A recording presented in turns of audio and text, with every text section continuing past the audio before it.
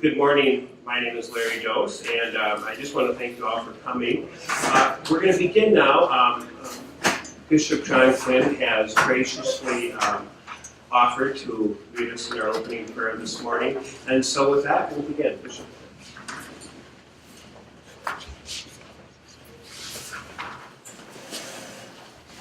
Thank you all for coming this morning. I wish you a happy Mardi Gras. I think down in New Orleans, the weather's a little better. And from what I hear, I think they're really having a good time down there, as I guess everyone does before we begin our Lenten time. So God bless you. I hope you do have a day for some rejoicing. In the name of the Father, and of the Son, and of the Holy Spirit. Amen. Gracious Father, we thank you for all of the blessings that you give us, but especially the gift of your Son, Jesus Christ. And through Jesus Christ, we have been given new life as we celebrate the mysteries of his passion, death, and resurrection, and the outpouring of the Holy Spirit. You give us, Lord, Jesus Christ and his Holy Spirit so we can be your church here on earth. Bless all who gather today to learn about the transition in our software. It is through moments like this we realize not only are we a very human church, but we are a church that is visible and structured and in the world. And yet it is the gifts of God's people and the sanctifying grace of Jesus Christ that helps us to use these gifts for mission. Bless all who work in our parishes, especially our business managers, our bookkeepers, our secretaries, and all who take care of the temporal goods. Bless now, Lord, our time together. Open our minds and assure us not only of the power of your Holy Spirit, but, Lord, as with every transition, you are with us. And as learners, we grow. And as Spirit-filled, we are kingdom-bound. We ask all of this through Christ our Lord. Amen. In the name of the Father, and of the Son, and of the Holy Spirit. Amen. Thank you very much, Bishop. Appreciate that very much. Again, I want to thank you all for coming on this winter morning. I do want to say a special word of thanks to Father Bernie and the parish community here at St. Mary's for graciously opening up the parish facilities to have the meeting here today. So thank you, Father Bernie, very, very much. I was telling Father Arns before we started that I sold my lawnmower because I thought I'll never need it again because by the time the snow melts, it'll be winter again. So anyway. As many of you know, we're embarking on a big change in the diocese. It's in our parish financial accounting. And so that's what we're going to try to do this morning within 2 hours. We're going to try to manage our time because we know you all need to get back to work at the parish. So we're going to try to do this pretty quickly. I do want to mention that Mr. Joe Gordon is here with us today from ParishSOFT. He is a project manager with ParishSOFT, so he's kind of a face that might not be very familiar to you, but he'll be spending about half the time with you this morning going over the actual nuts and bolts of ParishSOFT. I do want to first review the agenda we're going to talk about today. I'm going to spend a little time talking about why we selected ParishSOFT and kind of the transition.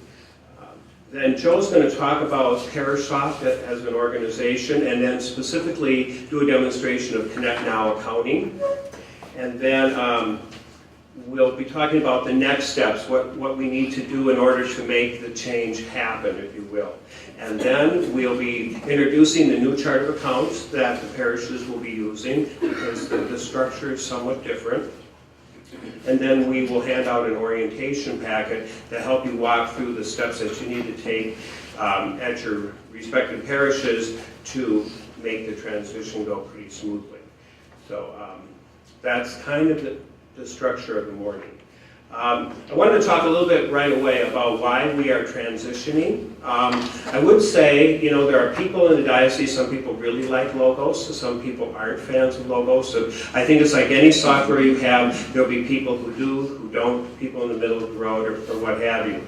But again, the diocese wasn't out searching to make a change. However, Logos, the company Logos, was purchased by ParishSOFT in 2011, late 2011. Then after that, Microsoft announced that they would no longer support the language, which is FoxPro, that that Logos was written in, the software language. So what that meant to ParishSOFT was that after January 1st, 2015, it would no longer be supported by Microsoft. Therefore, they would need to phase out Logos and use one of their existing ParishSOFT products, which they had been developing, ConnectNow, which is a hosted web-based environment. So that's kind of the reason for the transition. Logos is kind of dying, you might say, a natural death of no longer being supported in the software language that it's written in. Okay. We formed then a committee in the diocese, and a couple of members of the committee are here today. I'll ask them to stand up, they'll hate me for this, but Cindy Olson is a member of the committee that helped us look for the new software. Kate Briggs,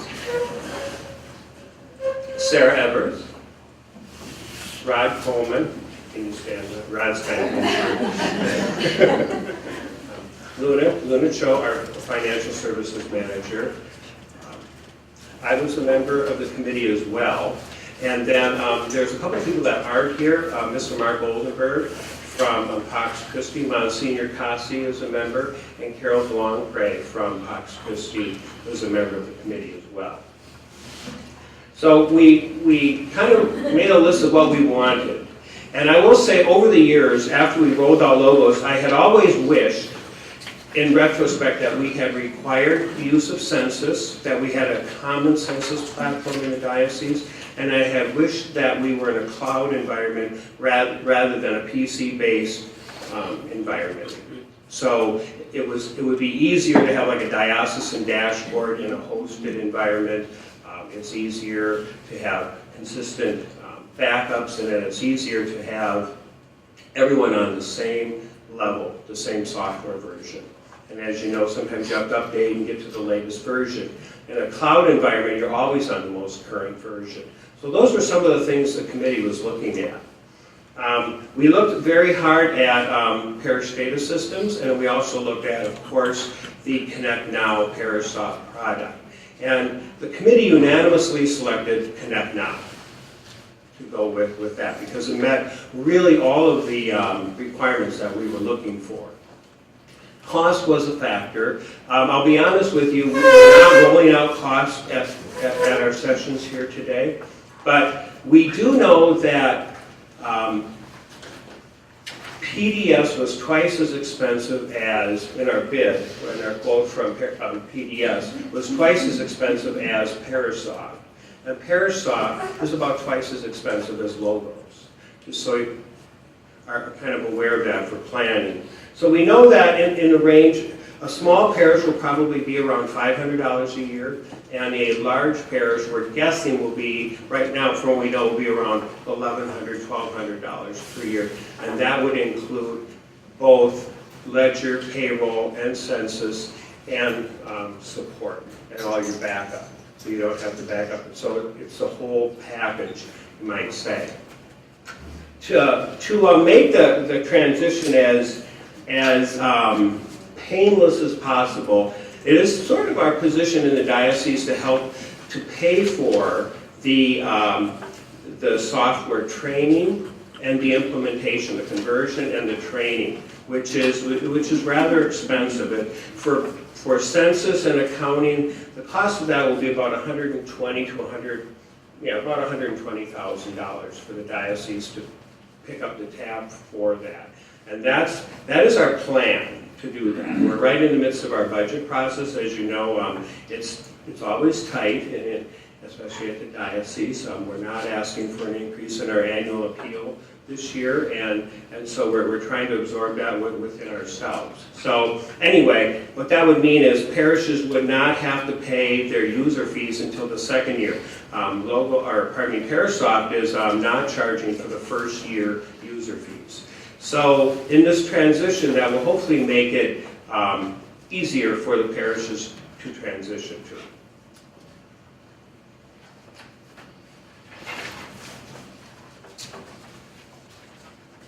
A couple other things I want to mention. As we looked at new ConnectNow software, we checked a lot of references to the dioceses that are currently using the product, and they were all extremely favorable. And some people that I know from the Fiscal Managers Conference are very well respected that have selected ConnectNow as their accounting platform. And so that was good news to it once we had made a decision to check references before we actually finalize that process. Now, the next, if we can go to the next slide. This is probably one of the key pieces, I might say, in our presentation today, and that is we're requiring that parishes use the ConnectNow accounting software as well as what's called the family suite, which will be the census and contribution accounting. When we rolled out logos, we purposely avoided the word mandate because everyone thought it's just easier to kind of catch flies with honey, and as my mother would say. But as we look back now over 10 years, there are about maybe 5 parishes that sort of use logos or they have another acceptable software. They might be using Peachtree, they might be using PDS. So they have another acceptable form of software. But since the majority are already on logos, it's easier to mandate everybody moves to ConnectNow. About 65% of our parishes use logos too for census and contribution accounting. And in this area, in the area of census particularly, if everybody is on the same platform and it can all roll up to the diocese, what the diocese has for its database of your household should mirror what you have in the parish. So it's sort of the chain and the weakest link theory. Everybody has to be on the same census to really make it work well in the diocese for communication throughout the diocese. So what we are requiring everyone to move to the census and to the contribution accounting platform, but that will be through ParishSOFT.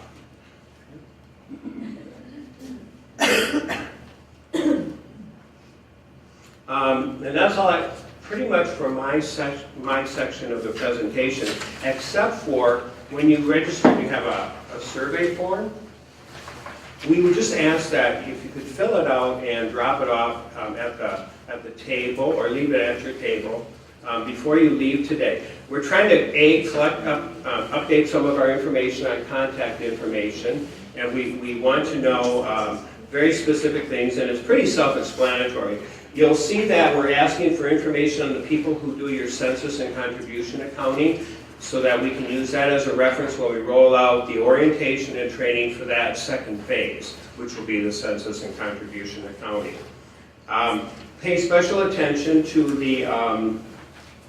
the section where it asks if you would like to be a regional coordinator. For some of you might want to take on that leadership responsibility in the diocese. So once we roll out ParishSOFT, then we would like to have at least quarterly meetings within areas, deaneries, or regions of the diocese to help form user groups, local user groups. Okay. And then we left a section at the very bottom for if there's any comments that you would have that what we can do to help with this software transition. Okay. At the top it says 1 sheet per parish. It's one per cluster. It's okay if it's 1 per cluster as long as it's all the same person doing the functions. Some clusters have several bookkeepers, some have more. If we could just list the parishes that Yeah, that would be great. Okay, any questions for me before I turn it over to Joe? Okay, thank you. Give a word of encouragement.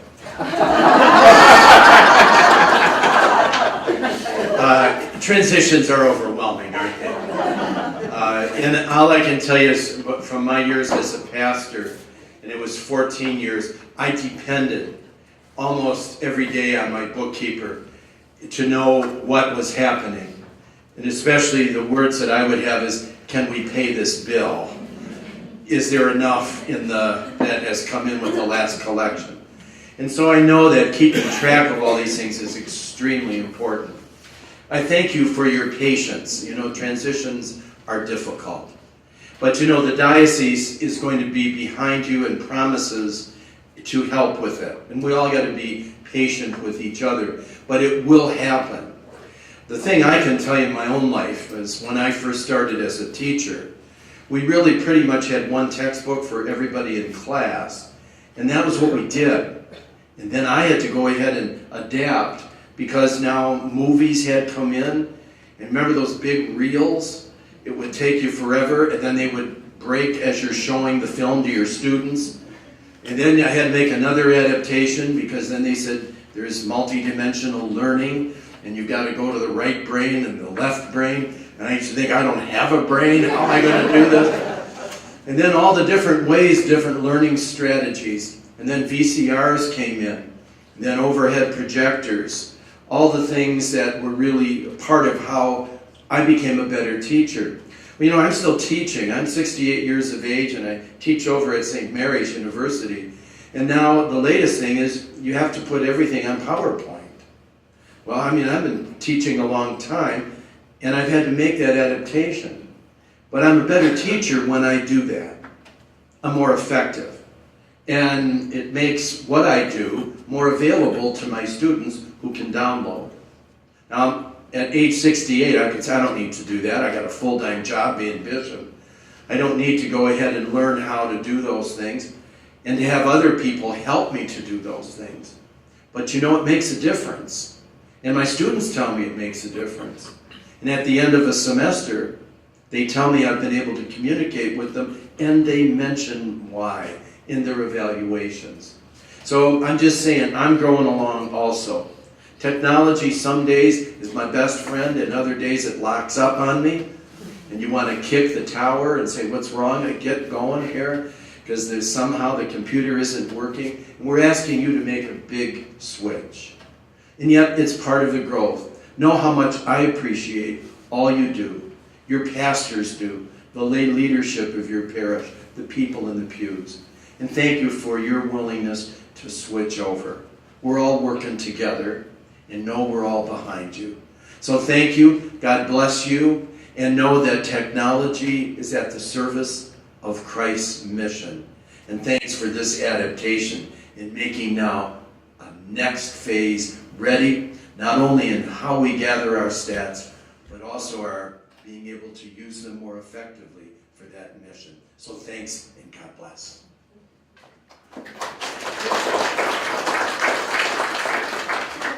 Larry, I noticed you don't have parish administrators listed on here. Does this mean we don't have to be here? No, parish administrators are welcome to be here. We just didn't require that. We just wanted the person who's doing the actual accounting. Okay, so if parish administrators are going to use the census and the other information, how does that center? It won't be necessarily using as who is going to do all the updates of registration and who will do the contribution accounting, putting it into the system and managing it. But access to the software, access to the... And access to that, sure, would be parish administrators as well. Yeah. You know, you would use it.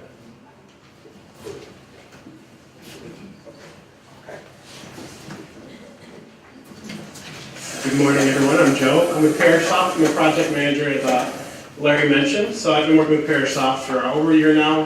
My background is in support with ParishSOFT, doing a little bit of logo support, so I do understand what you're coming from. but primarily with the ConnectNow product, and as well helping dioceses as they transition pilot groups and full groups of parishes onto our ConnectNow system. So it's great to have you all here. Thank you so much for joining us, and we're excited to have Winona on board. So a little bit about our company and our history. Actually, just kind of cross into the Diocese of Winona. Father Dave Rosenberg, before he was ordained, founded ParishSOFT. He was actually on a flight, just kind of a chance meeting with Bishop Harrington, who was at the time auxiliary bishop of Detroit, and now he's the Bishop Emeritus inside Winona. They were just talking on the plane about how just there was inadequate data, inadequate software to really run parishes and get timely information. And Detroit particularly suffered a bit on that. So Dave, back at his own parish, was looking at just the software they had available and was like, this is just not adequate. He looked around different companies that currently existed and he thought it wasn't adequate. So he did what all good Catholics do, is just go off and make their own software company. So we're very happy he did that. It's, the company has been growing a lot since then. We've acquired a number of companies, including CMS, and most recently Logos in 2011. We do have partnerships with Our Sunday Visitor, also Smart Tuition for schools, and the ConnectNow platform, which is our online-based accounting. Anything you see with ConnectNow is online-based, browser-based, and that launched in 2008. Like I said, we've grown a lot. We've got customers all over the U.S. We also have customers inside Canada, the Virgin Islands, Bahamas. Most of our employees are located inside Ann Arbor, Michigan, but we actually do have remote customers because of the companies that we've acquired in Minnesota. Jim and our development, so we have Jim, two of our support guys, Jim, Chris, and then our developers, Tom and Bill, all in the St. Paul, Minneapolis area. And we also have the Logos developers in California and throughout the U.S. as well, just working to create great products for us. And that's where most of our resources do go into, is development and also providing support to the parishes as they need it. This slide just shows a little bit of the development of where softwares go. We originally started on desktop-based accounting, which is what Logos is based in. It's got the database, everything's localized on your computer. The next step that we took to really make the technology more convenient was you would log in through the internet to software on our computer. And if anyone has Go Global for Logos, they'd be familiar with what it's like to have a client, like a cloud-based client server. ConnectNow is truly web-based, so the web browsers that you use every day, most likely, Mac users, Safari is compatible, Chrome, which is a Google product, Firefox, and Internet Explorer. So you can actually log into our secure website and have that convenient access anywhere. One of the companies I did mention, CMS, which was based in Minnesota, so that's why we had some of our employees here, had a very robust, very mature accounting product that we acquired them because ParishSOFT at the time didn't have that. And we really wanted to have that as part of our product suite because that's an important part of a church's business. So they rewrote CMS Fund Accounting and put that into the web-based software, and we released that in 2008. Since then, we've actually got 27 dioceses because St. Paul, Minneapolis just signed. So we've got more and more dioceses going towards the standardized accounting because they really do see a value in the reporting that you can get from that and the convenience to the parishes it provides. We do have the added expertise of Logos developers, so you'll start noticing more and more things that were really benefits and strengths within Logos, and we're just kind of pooling the knowledge and the expertise of our developers to create an even stronger product. ConnectNow is specifically designed for churches. We don't tailor this to businesses. It is only for churches. So what that means to you is the developments that we make for the product are based on your input, your feedback, and the needs of the parishes. We're not looking to expand into the public market, go into businesses. This is really what it's meant for, not-for-profits, churches, schools, cemeteries.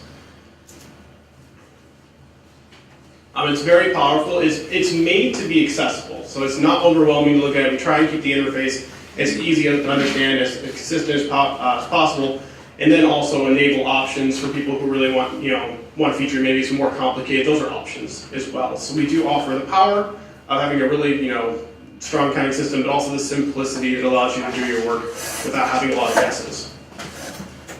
It's highly portable since it is browser-based.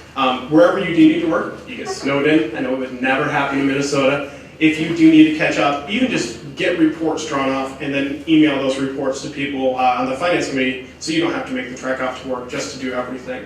You know, obviously there's things you come in the office for, but there is a lot of flexibility having browser-based. And it's made really with internal controls in mind. You know, we want to make sure that we're protecting and being good stewards of the church's money. So we do build in a lot of features, which we'll go into during our demonstration, that allow you to control what people are able to do and see, what they're not able to do and see, and just making sure that people can only perform functions that are responsible and just clear to the, anyone else looking at the system. Like I mentioned, it is easy to use. We'll show you where these are, but we make sure that resources are always at your fingertips. Our helpline, our support is live answer. If by chance the lines are very high call volume, we will make sure and get back to you as soon as possible. But we do make an aim to at least answer 70% of the calls the second you call. We also do have support videos, which are on every single page that you do a transaction on. So if you want to get more information or curious how this works, we do have that available, as well as user guides. It's always up to date. Like Larry mentioned, you don't have to worry, is my system up to date? You never even have to worry, is my system backed up? It's backed up every 15 minutes, and it's saved every time you make a transaction. So the chance of you losing any data is minimized to almost nothing, short of catastrophe, which this would be the least of your worries. There's no more syncing or sending data to the diocese. If they need to gather a report, they have that access, and you don't have to worry about doing that. So it's just one less thing you have to worry about. Security, Larry did mention, security obviously is a first priority with us being technology-based and internet-based. Our data center, if anyone's really tech savvy, I have the document with me. You could probably stump me with some of the words inside this. It's 8 pages long of how our data center is protected. As far as physical security, I used to work in banking. Anyone know what a man trap is? You live in a good neighborhood. You shouldn't. Man trap is an entrance that's actually protected. If you're unauthorized, they can lock you inside the entryway. They have one of these at every entrance to the data center. It's kind of wild the lengths they go. And that's just the physical security. That gives you just like an idea. They really do take this data center incredibly seriously. Cameras everywhere, security guards, 24/7 maintenance, and also having level 3 technicians on staff, which is highly trained technical people. And then as far as the actual data itself, that same philosophy, that same emphasis on security is also translated into how we encrypt data.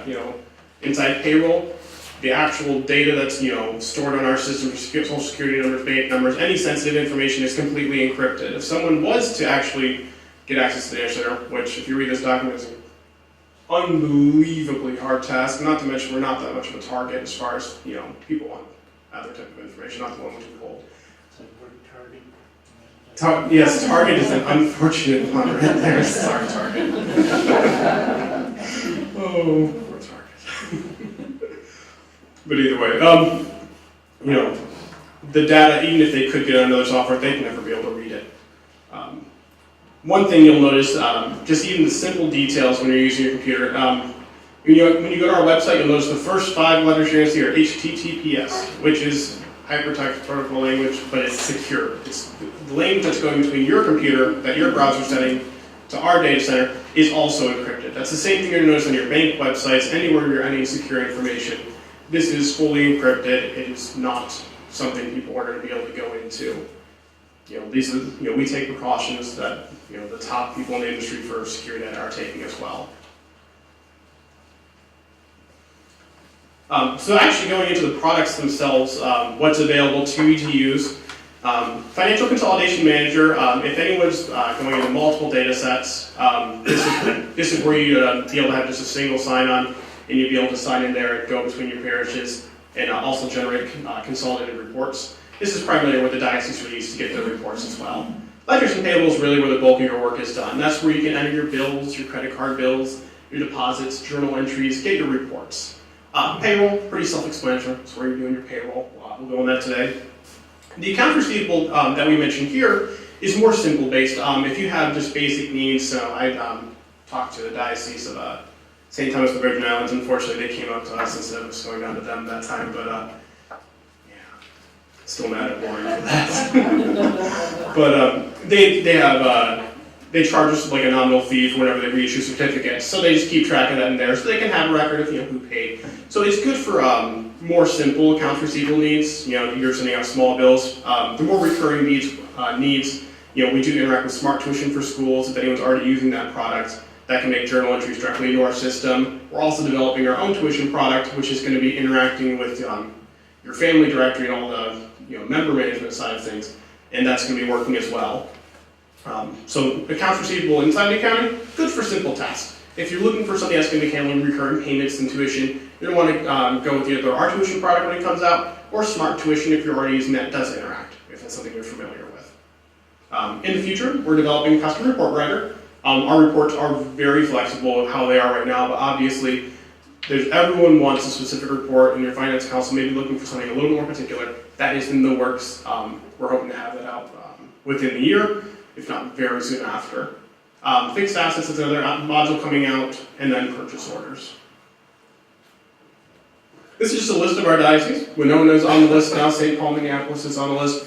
And it just shows we really do live off the feedback and the reputation we have from our other dioceses. And as Larry did mention, it's great that we have such big fans like Bill Weldon.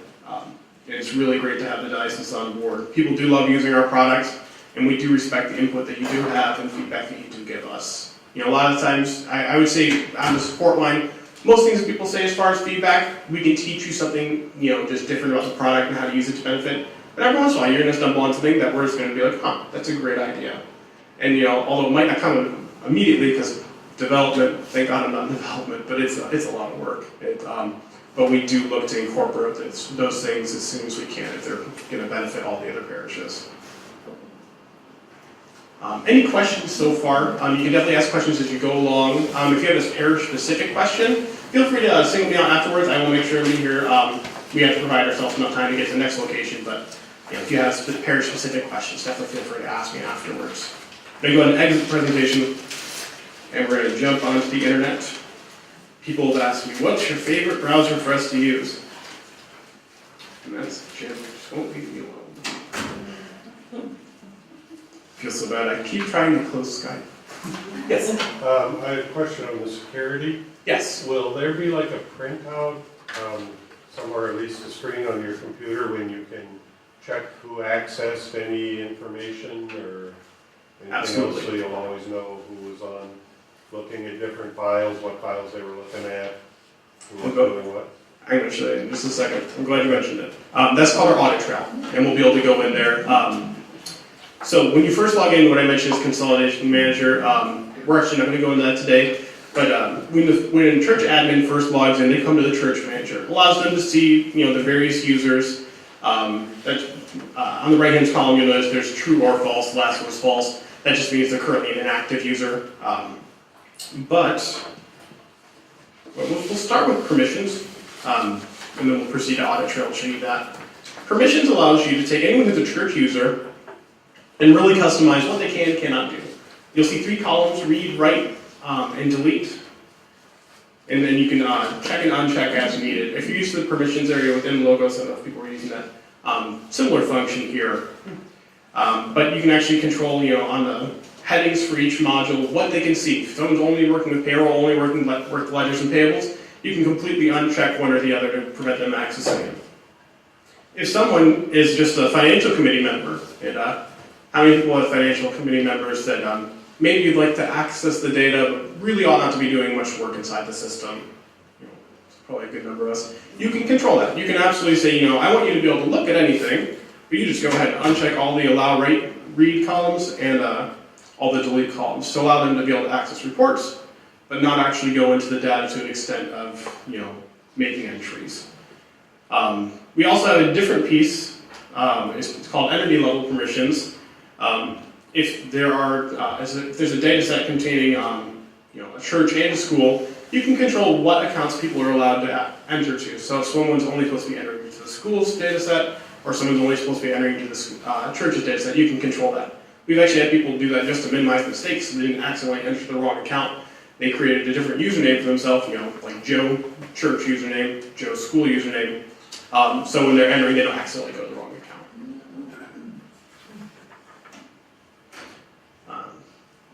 The audit trail, which Father was asking about,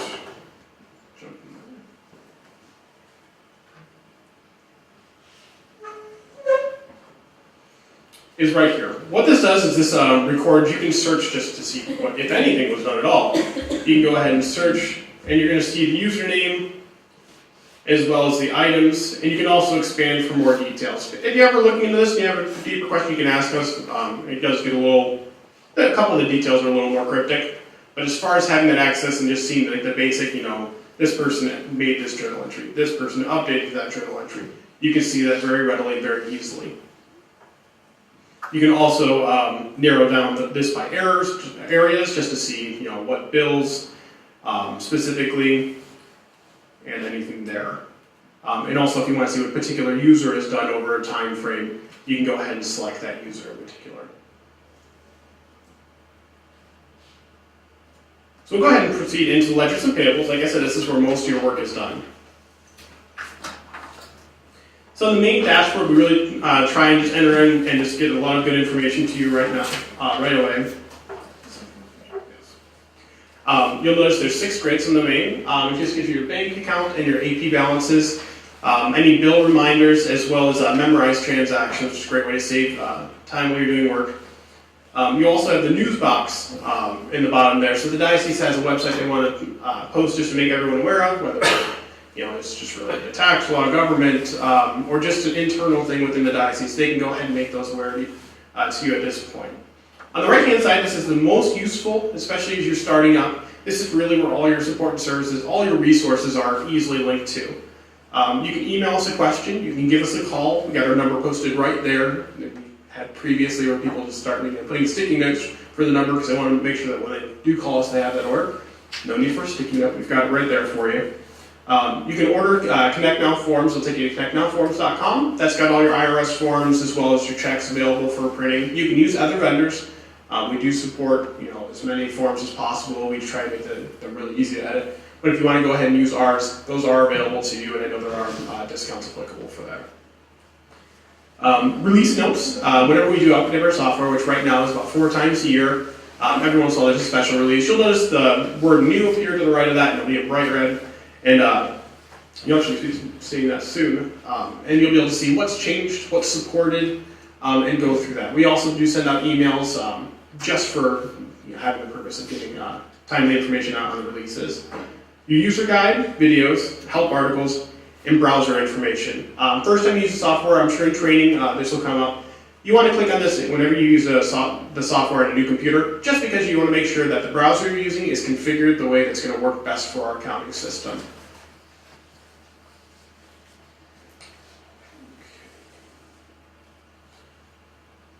Go ahead under the setup menu. We'll just touch on this. Training is really going to focus on the details of this. We'll try and keep this as light as possible. Projects are something unique to our program that allows the parish a lot more flexibility because you got the standard chart of accounts, which is very thorough and very well thought out. But also sometimes you may have things that are parish specific that you want to be able to generate reports on that maybe the chart of accounts doesn't accommodate. This gives you that flexibility. So there is still a lot of things you can do. So if you have a parish, like how many of you have like a large parish event that you'd like to have like a report on, festivals, anything like that. So you've got that ability, go ahead and pull in the festival right here. You've got the ability to give it a name. You can give it a project code if you wanted to, but then you can set a revenue and a budget for that. And you can reset this every year. And these don't have to be created for every year in the product. If the budgets don't intersect, you can just do date range reports for each year that you want to see how the festival is doing, and even do, actually I don't think you can compare it yet. And I'll show how that interacts with the bills, because you're able to add that project code to any of your bills, so those bills are going to be attached to the project, any of the deposits, so you can track your income, as well as any journal entries that you need to do. Now this is just like a demonstration database. So the actual chart of accounts you're seeing isn't going to be the exact same that the diocese created. They'll go into that in more detail later, as well as in the package that you'll be given today. When you click on the chart of accounts, you're going to be able to, when you first start out this year, spend a good amount of time in here, you'll be able to just place check boxes, in the accounts that you want to create. Now, the important thing to know here is the diocese may have 1,000 accounts, but you may only use 100. You may only use 50. You select the accounts that you need to bring into your church or your school, and then you go ahead and submit those for use.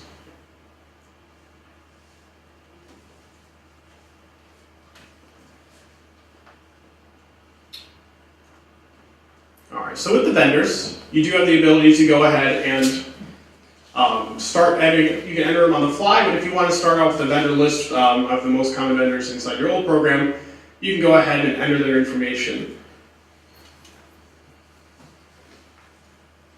So the first page, it's just got the general information. We do have account distributions, which make it so every time you go to a bill or for that vendor, it'll automatically pull in the accounts that you want to use for them. And you can choose to have those just $0 amounts because it's fluctuating all the time. Or if it's set amounts, you can enter set amounts. The other option we have is percentages.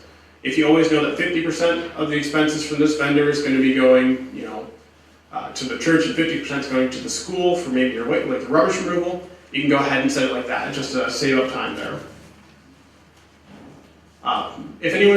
Most people are probably going to be starting at the beginning of the fiscal year, but obviously your calendar year is not going to line up with that. So your vendors are also going to have some accumulations for your 1099 vendors. Very simple adjustments for that. We make it as easy as possible. All you have to do is say, if they already have $500 for the year, enter $500, in their 2014 column. Sorry, wrong one there. And that'll go ahead and update the 1099 that our system's going to print out for you. And also your other options here, there'll be some other things coming soon in the next release, but we won't go into that. So proceeding to bills, we'll start going with the actual entry here. We'll spend a lot more time here just to give you a general idea of just how to look at the actual structure of the screen so you get more familiar with it. We'll start in the upper left. You've got new bill and find bill. The first field that you're going to start in is going to be the vendor field, and you can just start typing. If you know the vendor starts with A, you can go ahead and select that. If you have distributions, like I said earlier, it's going to come up with this pop-up here. It says, do you want to use the distributions? And you always have the options of just saying no, because this doesn't follow that same structure. I'm going to say yes.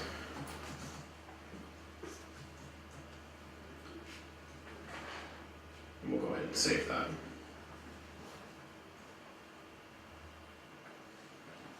So what this is going to do is going to go ahead and create the lines in this transaction. It's going to take those amounts and split them up how I set it up earlier. So a couple things that are just nice that we add in. We do try and make this as fluid as possible. You do have the ability to use the tab key to go through all the required fields. Also, another thing you'll notice on this, you'll notice certain letters that are either underlined or bolded. You can use the Alt key with that to go ahead and submit information. So I'm going to go ahead right here, and you notice the project code. So if I want to assign this to the festival, this is going to go ahead and show up on that festival report when I do create it. You can assign check numbers on this screen. You also have the option of memorizing. So if I hit Alt-M to memorize, it's going to come up with a memorization window, which is then going to give you the option of saying, I want this to reoccur monthly, weekly, quarterly, and a lot of the most common frequencies there. So utilities. I can even say semi-monthly. If you want to assign an ending date, you can go ahead and do that. Otherwise, it will default to the year 2900 when you look at it, so it's going to keep going for a very long time. You can always make those adjustments later and keep those from occurring again. You can also use zero amounts in the transaction, so you're not memorizing the dollar amounts on the bill, but you're just getting that to a $0 amount. Go ahead and back out of here real quick.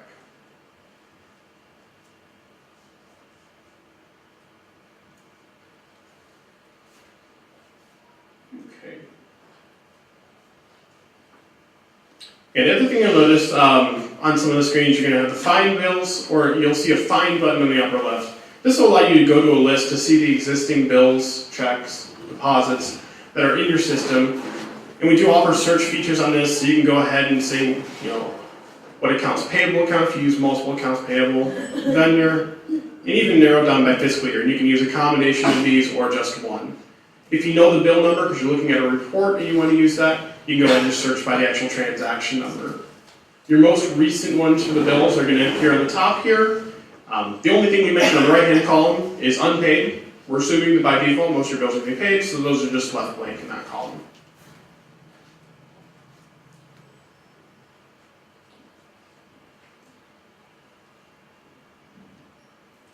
We'll go ahead and proceed to the check printing process. I am a logos user, so I've gone through the frustration of trying to print and messing up checks, and I've also seen people call up after they just go through an entire check run and knew that the printer's jammed. They never got into the printer. Oh, printed in reverse order. Who's ever accidentally spoiled a batch of checks? Guilty. Yeah, I've done it. It's better now. It's better now. So what you do is we can go ahead on the check payment screen. Like I said in the upper left of those, you can do find checks or print checks. You'll go ahead and select your bank account. We'll pay from this one. After you have information in here, it's going to suggest the beginning check number. It's got 42310. If you want to move that, you can change the beginning check number here. It'll allow you to move forward at this point, but I'll show you a little more flexibility here. When you actually look down the bills list, you go ahead and just check the items that you want to check. On the bottom, there is a select all or deselect all for the bills, and you can just do one by one. If you hit your edits, you can go ahead and select which pay items. You can also just say, I only do a partial pay, and you can put that to $100.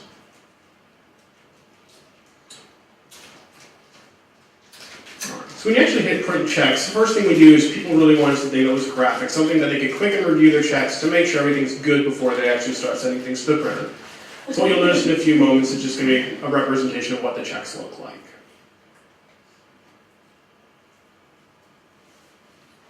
Once you decide that everything's looking good, check numbers look all right, everything like that, that's when you actually create the record of the checks. So at this point, the financial system entries are made, and all we have to do is send this to the printer. Now, if you decide the check numbers were wrong, you can go ahead and make edits here and make adjustments there before it actually prints out. Once you hit print selected, it's going to come up with a PDF. And what that PDF is, it's just an image of this check that you're going to send to your printer. It'll come up within the browser or through Adobe, depending on how you set it up. And then this is what you're going to send to your printer. It's going to print on your check stock. Now once that prints, you're going to get this slide right here. This is your little safety line. Go ahead and run your printer check as things are looking okay. If things are completely out of order, check numbers did not print the way you thought they would, you can just say some checks didn't print correctly. You can start at the first check. Or if you didn't print any checks, you can select that too. That happens, blank paper in there. And you can go ahead and submit those to reprint and get that image back to print from, or if you need to adjust check numbers. Once you do, however, confirm that they did print correctly, that's the entries made, and that's no longer able to be edited. You can void checks if you need to, but you're not able to make changes to the checks. And those are, it's like a firm audit record for you to look at. Deposit screen, also pretty straightforward. You'll get in there, you're going to select your bank account on the top, and then you're going to be able to enter the income lines. What did I do to the internet here? It was moving so well before I got onto it.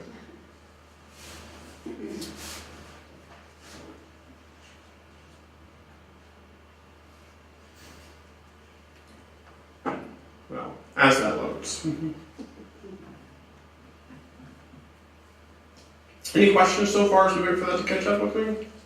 Apparently I'm too quick. Will it automatically move to the next check number? Yes. Yeah, the way our check numbering works is it always says what's the highest check number printed, and then it goes one above it. And we can adjust the check numbers to get out of sequence too. We can take a look into ways to fix that. You can always call support there. One feature I didn't go into as well, which we'll see in just a few moments, is most of our transactions start off with 3 lines. Most people said that's what I use. Most of their deposits aren't huge, most of their journal entries aren't huge. Same thing with bills. But we do have the keys, we call them hotkeys. Like if you hit Alt-L together, and you can just start adding lines as you need them. So if I want to hit Alt-L a couple of times, you're going to see those lines appear underneath it. Add 2 lines at a time. The total on the upper right is just going to show you total for your deposit. So as you're adding income lines, it'll go ahead and show that total so you can make sure what that total on the upper right is as to what you're actually depositing to the bank if someone's already keyed that out for you. Journal entries, also pretty simple.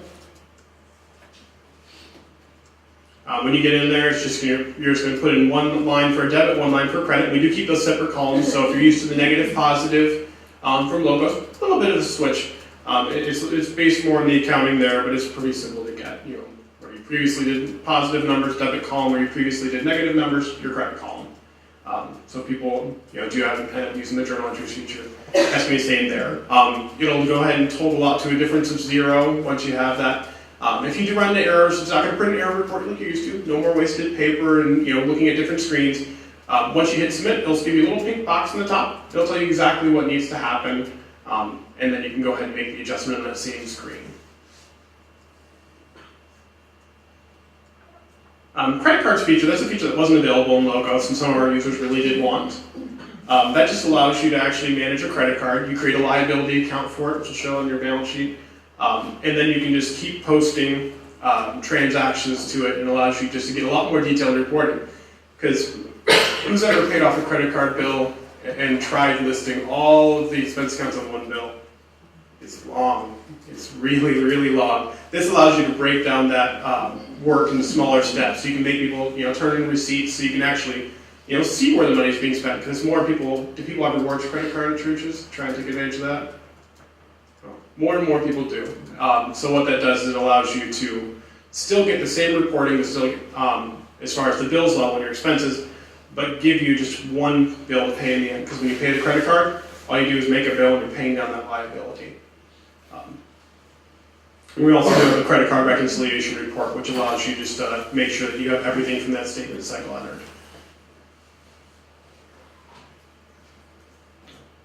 So who enjoys budgets? Anybody? We try. I know. So, there's got to be one person who very much. That's why he's got the job. All right. So the budget process, we try to make it as quick and painless as possible. If people are used to Logos, where you previously were able to hit apply budget and then select, do I want the budget? Do I want the percentage amount? Same function applies here. You can go ahead and you can clear this one. You can go ahead and say same as last year's actual or budget, and then you can just change it by 1% at any point and hit calculate change. So if you've already got numbers in there and you want to calculate a change, you can go ahead and use that function. You can edit months, and it'll display how that's distributed. If you're using the actual year budget, it's going to go ahead and pull in everything as it was per month. If you're entering brand new figures, just divide it by 12, just to give it an even spread, but obviously for certain accounts, income accounts, if you have one specifically for Christmas, donations, obviously those are going to be all weighted in 1 month. And even your offertory is really going to be skewed towards the holy days.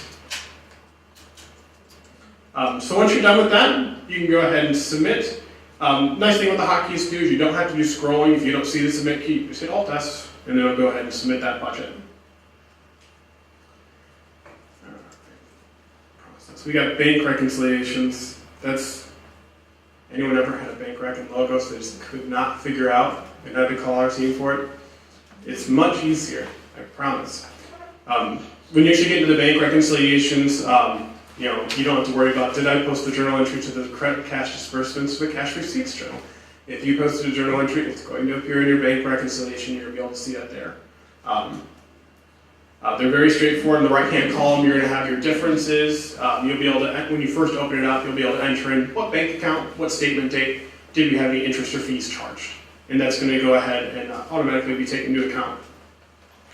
Once you clear these, I'm going to show you a shortcut here.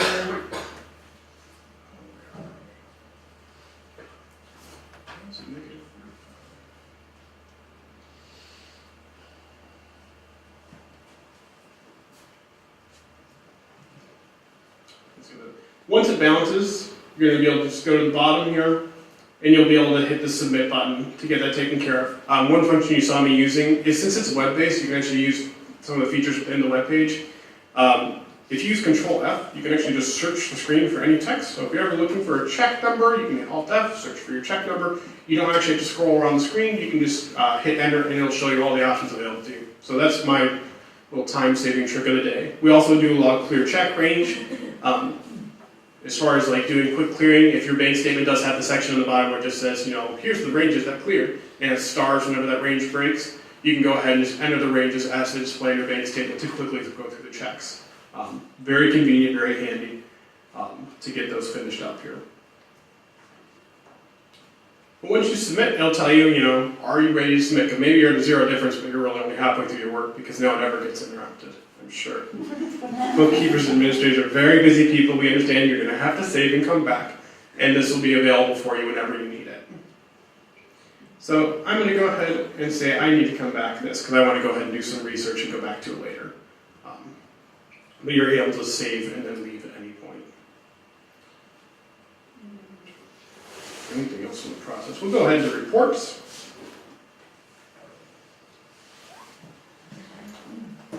All reports, you'll go onto the page, and they're going to be in sections by titles, and you'll be able to do those drop downs. So you only go to one area for your reports. You don't have to jump around different modules if you want to get reports.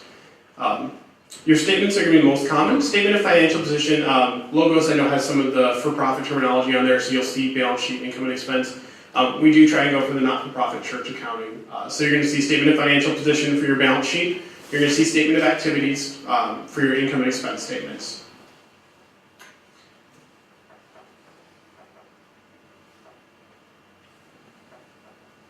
When you get to these, one report isn't just really one report. We'd like to say it's a million reports, because really the amount of picking and choosing is really flexible in this, and then summarizations as well.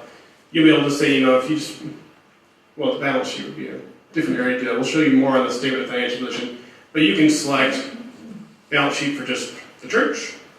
Let's say I want to go church and school. Church, school, restricted gifts, but I don't want faith formation. Or if you just want to clear that and take it all, you can take it all. You can really just generate the report very easily with this. You can also choose what columns are going to print on this. We do give you a lot of options of what columns are going to print. So although we don't have a custom reporter right now, it's really customized already as it is. That's just going to be icing on the cake once we finish it up. Define group level and sorting just allows you to control, how things are grouped, what headings you're going to see on your report, and that'll be highly customized. And everything you're going to see later today on the actual chart of accounts, basically they're going to talk about segments.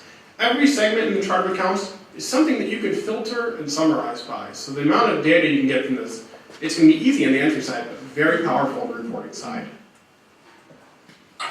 And you can choose detailed summary, and all the report screens, you're going to see a series of options along the bottom there.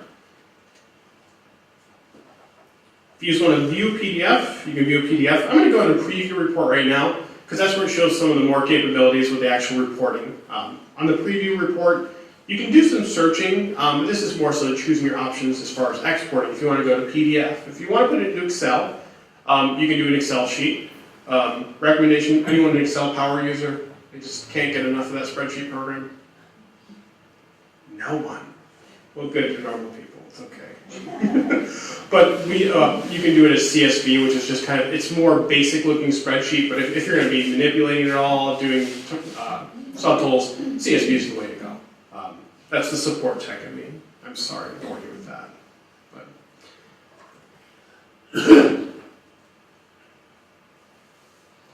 But we'll get in there.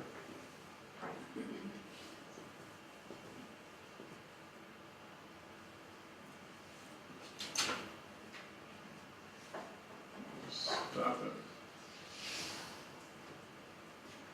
I'm just going to sign that thing. I'll speed test the internet afterwards, see what's going on here.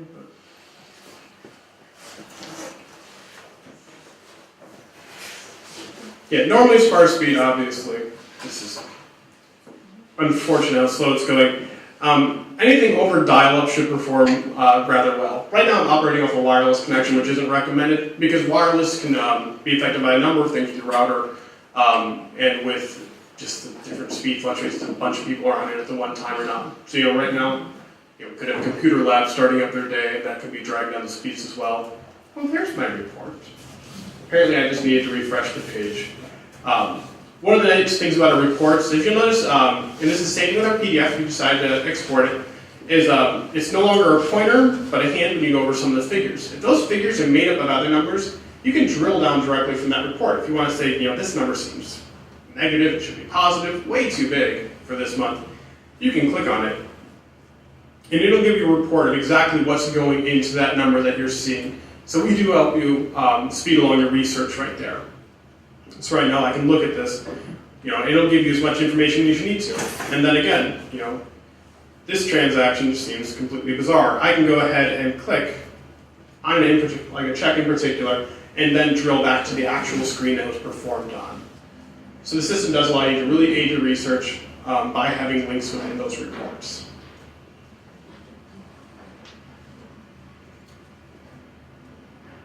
Statement of activities real quick. This report is one of the most popular, which is why it's one of the most flexibles. You'll notice that there's not just one statement of activities on the main page, but when you're scrolling down the list, you're going to see a lot of them. A lot of them. And you'll be able to go through there and choose your favorites. Now, once you actually go and spend all the time invested on your report, you know exactly how you want to make it in the future. You're going to be giving this to the Finance Council every month, every quarter, how often you're meeting. You can go to the bottom, select your choices, and then hit Memorize Report. It's just like Memorize Bills or another transaction. It'll save your settings. You can say Finance Committee.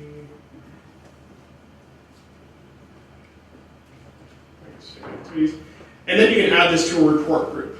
And you may decide to go ahead and create a specific report group just for the monthly finance meeting.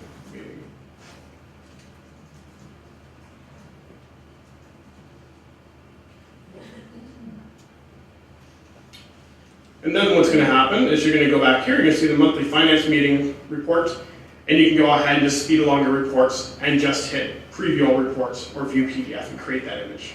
So you're no longer having to repeat work every month and creating those same statements. You can go ahead and just run those in one click. Did you have vision there? Peripheral vision is going apparently. All right. And then the other report that we did mention would be project report. We'll just go ahead and take a look here. Custom date range is one of my favorites because you can go ahead and specify exactly like this. You don't have to go by periods like you did in logos. You can say, I want to know activity for this 15 days, for this 160 days. So you really, if you've got a report that really should be viewed mid-month, you can go ahead and do that. So I'm going to bounce back a little here. I want to take a look at the first.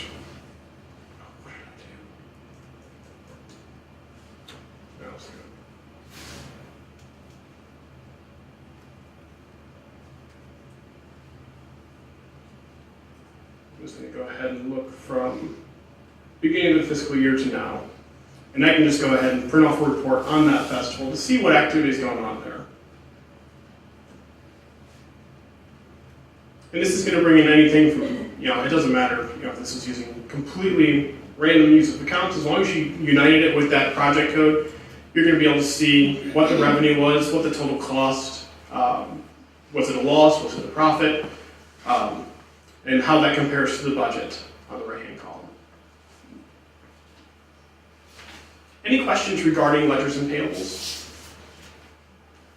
All right, we'll go ahead and proceed to payroll real quick. The function is very strong, but it's obviously just doing the one thing, so we'll be able to go through this pretty fast. So the setup, we're just going to glance at it. This is what you're really going to go into training. When you're inside there, one of the first things you notice is startup employee totals. You'll be able to print off your accumulations from logos as you come in mid through the calendar year. You click on the employee that you want to make adjustments to. And you can go ahead and just enter in all their year-to-date totals as they stand before you start our system. That way, at the end of the year when you're doing your W-2s, and if you're doing your first quarter's 941s, if you're doing one paycheck inside another quarter, you'll be able to just get those reports whole and entire with this information that you're adding.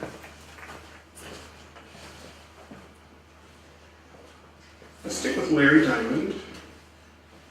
And we'll show you what the employee profiles are. When you first get in the system, you'll enter your employees, just the general information. We do a direct deposit. It's an ACH file. If anyone's using that from Logos, it's the same type of format that you'll use. You'll get an ACH text file. You'll upload that to your bank or into that information however they prefer. So that should make people feel right at home. Just their account number, routing number in that area.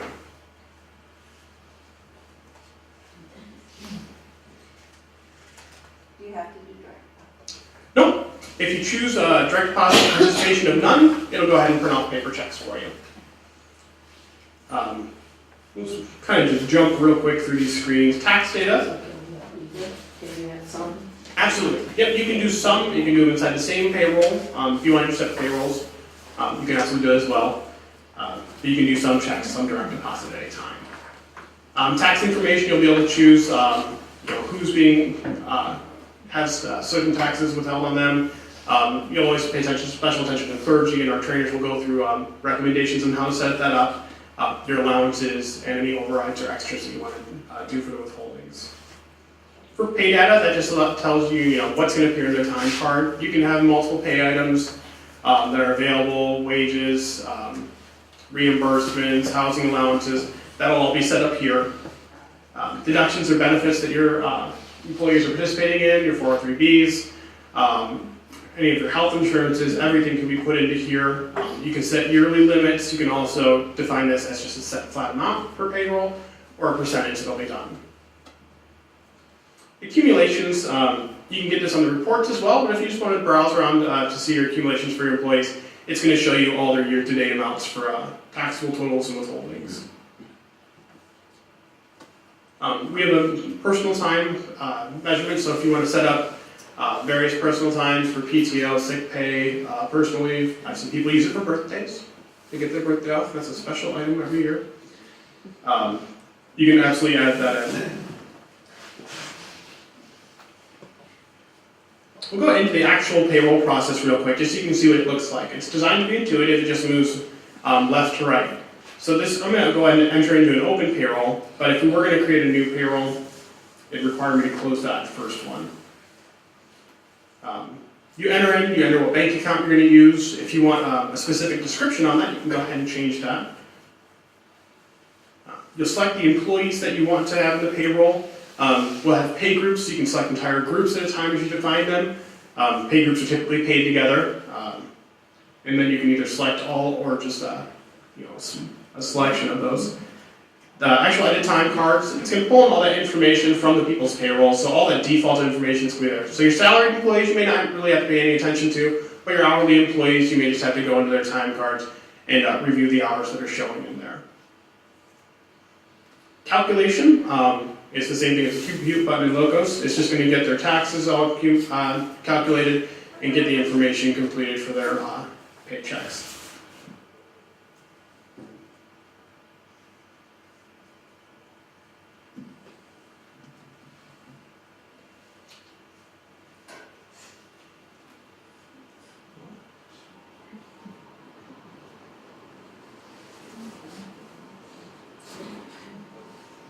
This is unusual. That's alright, God has a sense of humor with me. Apparently. Well, I haven't turned it off in 4 days. Maybe it's finally quit and had enough. Maybe your audience. We have a break planned. I don't expect you to go like this forever. We're about halfway through. Well, no connection available. Where's Wax Public?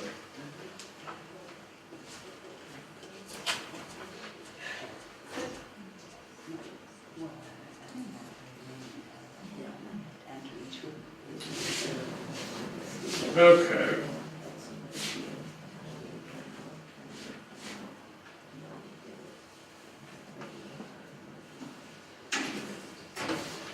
Okay, temporary disruption. Appreciate your patience there. Just the Wi-Fi disconnected.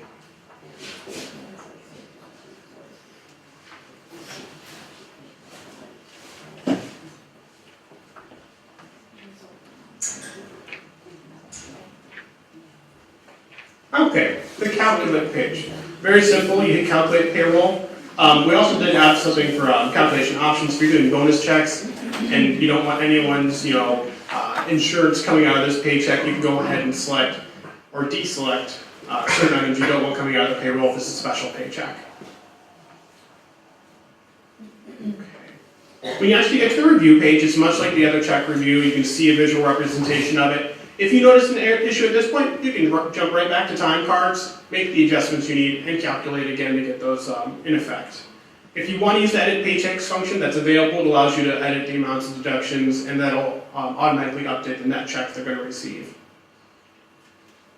Print checks just like you're used to. You'll select the paychecks that you want to print off at this time. You can hold off on a couple if that's applicable.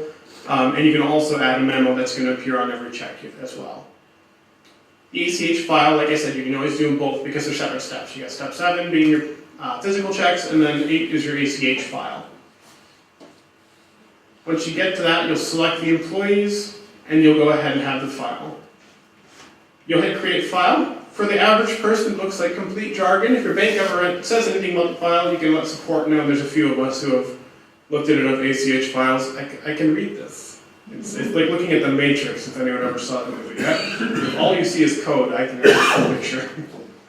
Yes?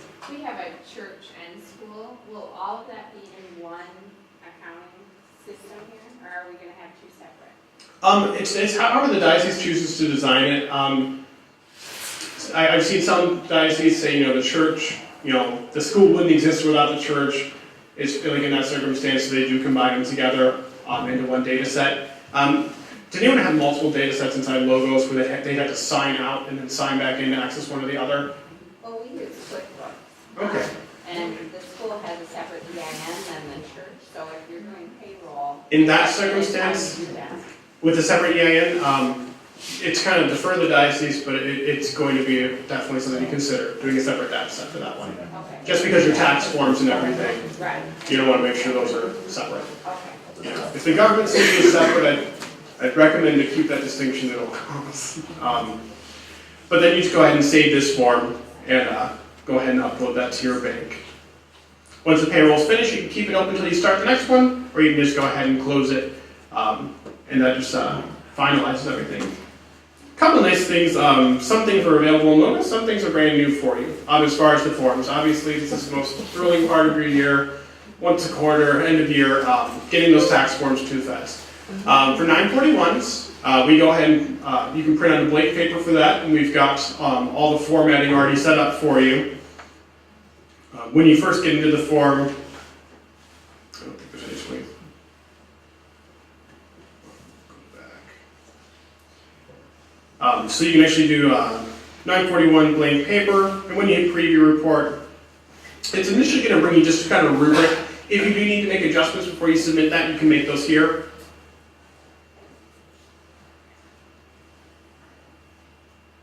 And when you go ahead and submit that, it's going to generate a PDF that's going to allow you to print that off and then send it in.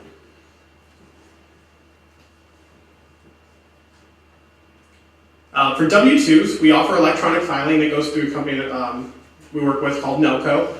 Once you have all your information looking good, double-checked, you can go ahead and upload that directly to the IRS. There's a nominal fee for that, but look into it, see if it's something you want to consider. They'll send it to the state as well as the federal government. They'll also send out a paper copy to your employees if you like, and they also make it available for the employees to view as long as you include their email address for us to contact with them on that. And yeah, W2, W3s, very exciting things right here. Has anyone ever had trouble aligning their W2s and W3 forms? Blown through an entire stack of forms and had to run to Office Depot to pick up more? Yeah. We get that one a lot. We have blank paper forms for any of the forms that the IRS will allow us to do blank paper forms, we've done that. So you can actually go to either Office Support or ConnectNow forms, and you can pick up just a blank IRS approved forms. Some people have gotten away with like a heavier stock paper and cutting it themselves. That's your call. I go with the approved forms. I'm a paranoid type. Very rigid rule follower. But anything that says blank paper next to it, you can get IRS blank paper for it. Nice thing with that is you don't have to worry about alignment. It's always following in the box. You also have some of the pre-printed forms. The IRS, some of the IRS forms are required to be on like that red ink, and they still do require that you pick up just a couple of those. But the nice thing about blank forms is they're always valid. They're never dated, so you never have remaining 2013 forms, remaining 2014 forms. You can just keep using that same stack year to year, and it does save some money that way as well. And then you just have the up, down, left, right adjustments for the entire form to get that in the right position for you.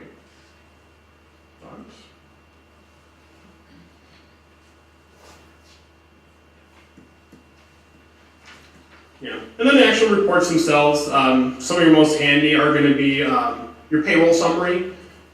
Just like I mentioned earlier, you can pick a spattering. Like if you've got payrolls that you want to view together for this, this will show like the total net checks, and I'll let one generate. This also has your tax remittance information on it. We have a second tax remittance report as well, and you can do that by date range, which is really handy. So along the top, there's a little navigation. I'm just going to click that arrow with a line to get to the last page of the report. And it'll tell you how much information that you should be remitting to the IRS.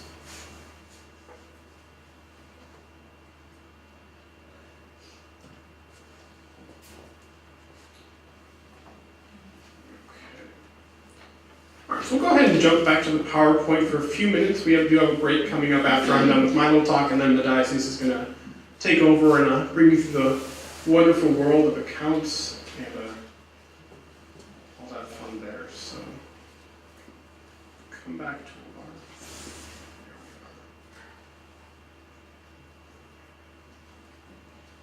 Now, if your head's spinning, there's only one thing I want you to remember, if anything, just to reorient yourself and get back to this. Videos on every page. There's a little icon like this in the upper right. Not in all the setup pages, but any of the transactions. Anywhere you're really doing work, you should be able to find a watch help video. As well as that initial support and services links right there. That's your lifeline. That's access to us during business hours, and access to all of our materials outside of business hours, or as you just want to go ahead and learn more about the program there. Like I said, it is designed for the church. This is specifically meant to meet your needs. The enhancement we put in is for you. We do want to reduce risk and just make sure that people are being good stewards. Unfortunately, there are stories with almost every diocese where people just, appeared to be good, trustworthy people and maybe just got themselves in the wrong circumstances, but they just were able to do things in their accounting system that have led to a lot of losses on the church side. So this is really designed to be as safe as possible for the church and as easy as possible for the users.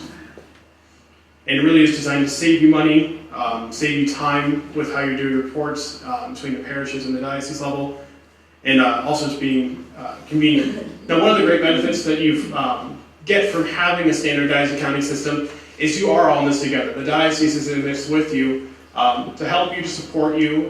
When you meet together, you do have the ability to really just bounce ideas off each other and share your experiences, and that's really a great strength to have some more unity and bonding between people in your position around your area. If everyone's in a separate system, it's just a little more limited in how much you can share your experiences, because the advice you can provide each other is just so much more valuable now.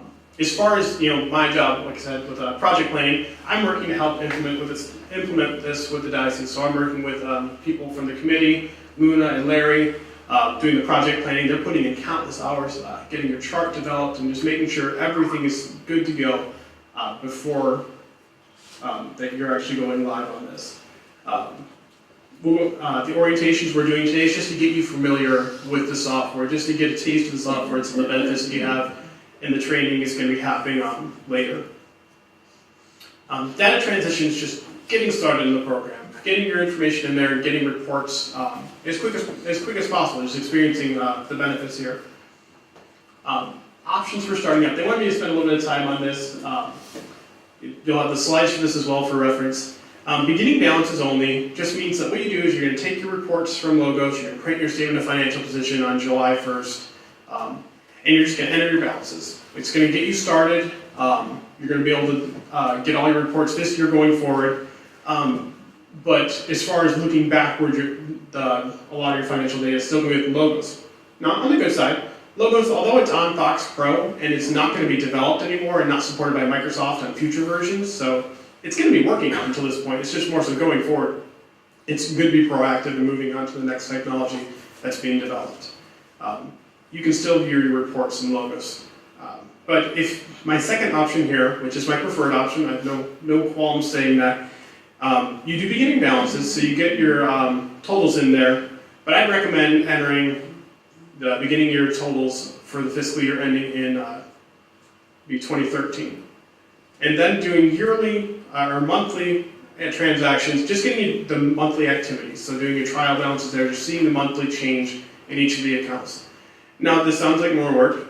It's not too bad. You can actually use imports and we can give you some hints on doing that. But the reason I like doing monthly is because right from the get-go, you're going to be able to get reports where you'll be able to compare your activity from last year to this year.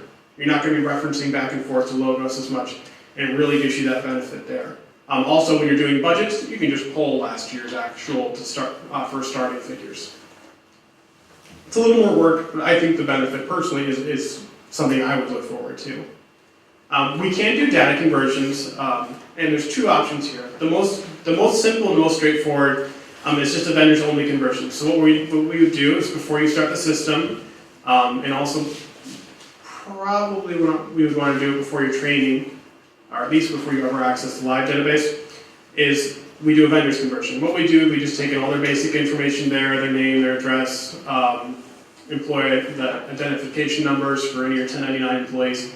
And you do have the option of us filtering out your inactive employees, or your inactive vendors rather. Benefit there, it could save you a little bit of time in the startup. On the downside there is it does need to be scheduled, so we would need to make sure that you're working with the diocese to come up with a schedule that's going to allow that to let you get started and not disrupt your go live date. And if you don't clean it up necessarily, you could bring in a lot of vendors that you haven't used in years, and you just have a lot more information in the system that you need. Because you can, if you're a smaller or medium parish, I would say this might not be as much of a thing for you. Larger parishes who use a lot of vendors regularly might want to do this.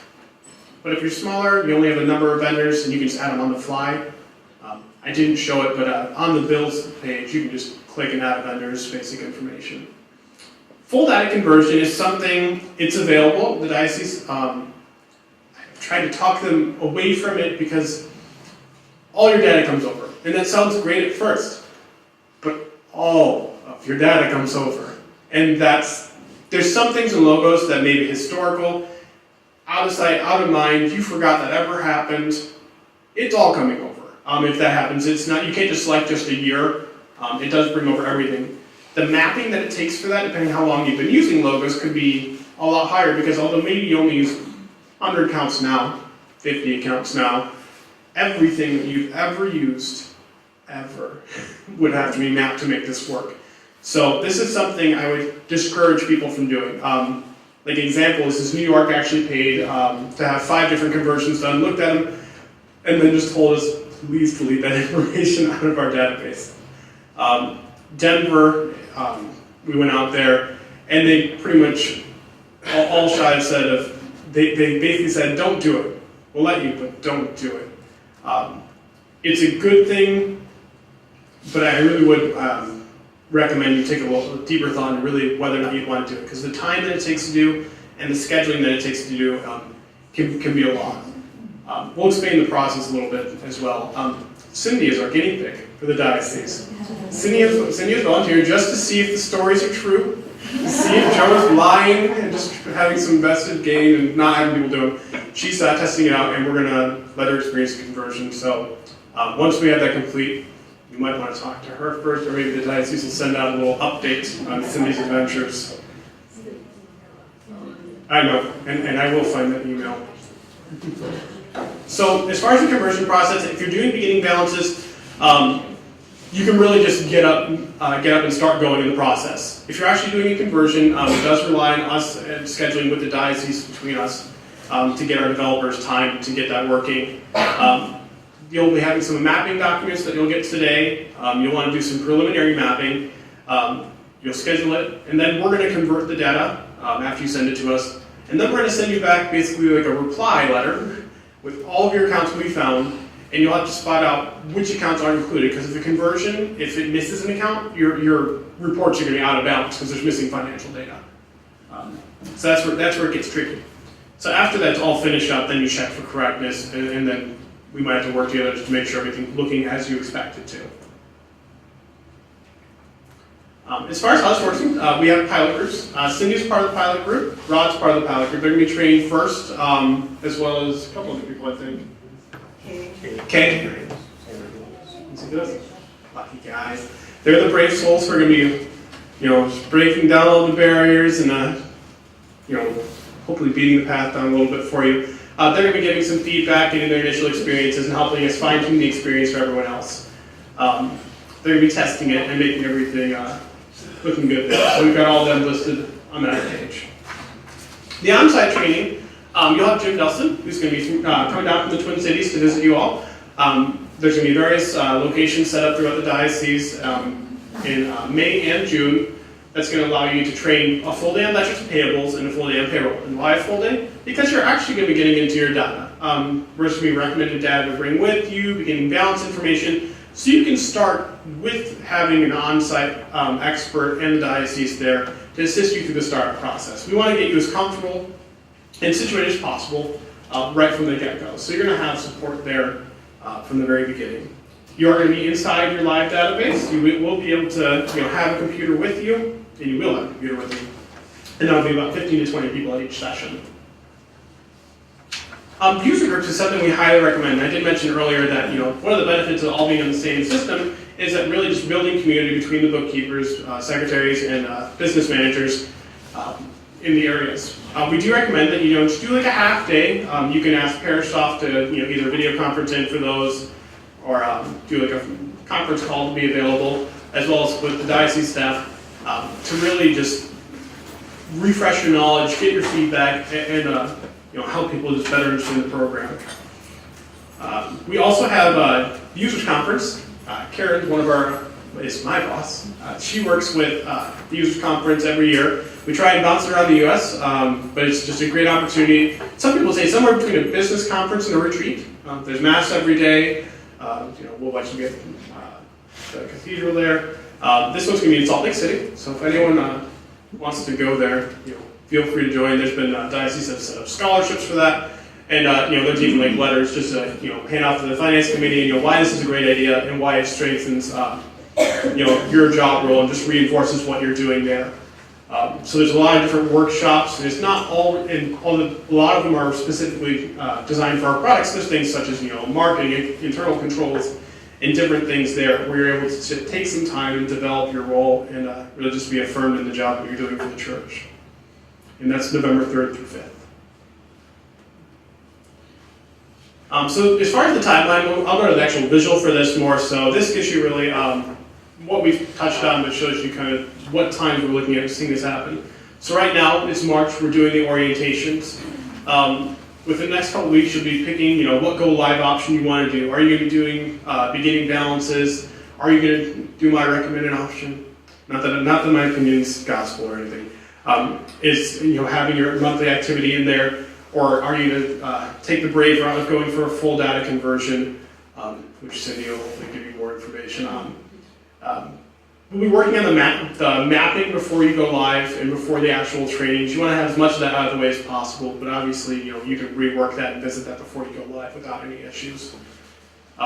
At the end of the fiscal year, you're going to want to go ahead and reconcile, get everything finished up, resolve any data issues inside logos that you want to get out of the way before you exit the system, especially before doing data conversions. If there's an old issue, you really want to make sure that's ironed out if you were considering doing a conversion, because fixing it may be difficult. So you'll close out the fiscal year, and then July 1st is when the majority of people are anticipated to go live. You'll be able to enter your beginning balances and start using the accounting system. As far as using the accounting system, we'll have some getting started documents that you'll have. You can start, all you need to, at first, is just to enter some of your charter accounts, which is why it's so important to have that. After that point, you can start entering your transactions, and by the end of the month, you want to start making sure all your beginning balances are in. And then, just because at the end of the month, you want to do your bank recs and your reports, and that's when that information is really going to come into play. And then just going forward, user groups and just networking within the diocese. So for now, keep working on logos. Keep posting your activity. Make sure you get up old issues before the conversion. It can be difficult and time-consuming to try and resolve this afterwards. One benefit too is if you are doing beginning balances, it does allow you to start fresh. Just get a brand new fresh start to your financials. Make sure that the finance board is reviewing the first month and the old month. Just make sure there's consistency between the two. But you really can just step away from things that just never were quite how you wanted them. This does allow you to really think of I wanted the accounting system to look like this, but it currently looks like that. How can I make that happen and really just provide better service to the finance committee, to the pastor, and the various people at the church? Who's tired? Take a break, please. I promised it was coming. Thank you for your patience, and everyone just wants to stretch. We'll start back up at about 10:40. Finish the rest of this presentation quickly. Thank you.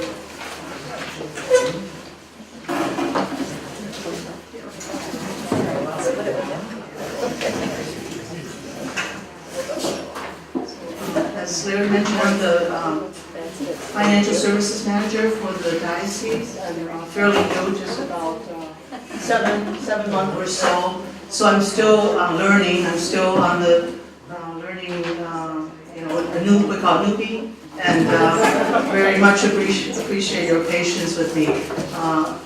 If I don't know the answer, I have a number of resources and experts like Rod and Sarah that I go to a lot. That's been very helpful. But I would like to, my goal is try to help you in the services, in the financial services area, because we're all, really working together. We want to be good stewards of the temporal goods, resources, financial resources entrusted to us by the generous parishioners, by the generous donors.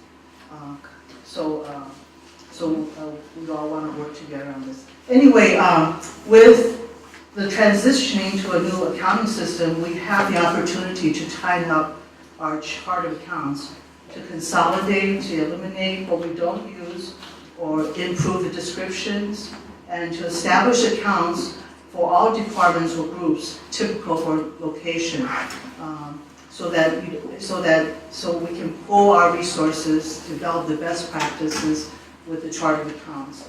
Okay, just a brief look at the logos account structure.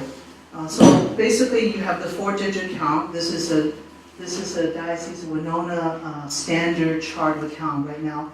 It's basically the 4-digit account, and you can have a sub-account or department and the fund These are segments that are optional. So each parish location can set up these additional optional segments and call them departments, some call them sub-accounts, and some actually, use fund accounting, which in logos have an automatic roll-up from the revenue expense, the activities into the net asset fund account, okay, by fund. But of course it varies. There's a lot of variation.